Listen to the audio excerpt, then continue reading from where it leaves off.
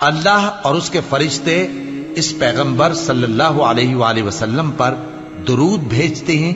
مومنو تم بھی ان پر درود بھیجو اور خوب سلام بھیجا کرو۔ جو لوگ اللہ اور اس کے پیغمبر صلی اللہ علیہ وآلہ وسلم کو اذیت پہنچاتے ہیں ان پر اللہ دنیا اور آخرت میں لعنت کرتا ہے اور ان کے لیے اس نے ذلیل کرنے والا عذاب تیار کر رکھا ہے۔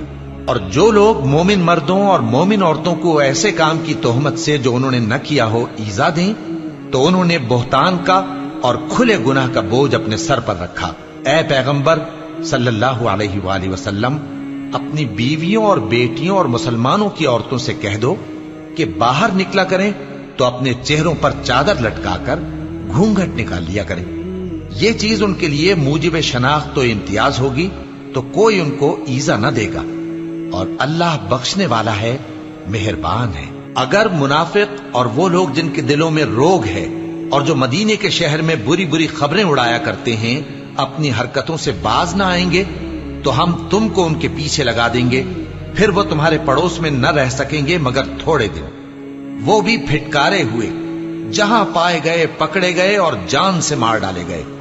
جو لوگ پہلے گزر چکے ہیں ان کے بارے میں بھی اللہ کی یہی عادت رہی ہے، اور تم اللہ کی عادت میں تغیر و تبدل نہ پاؤ گے۔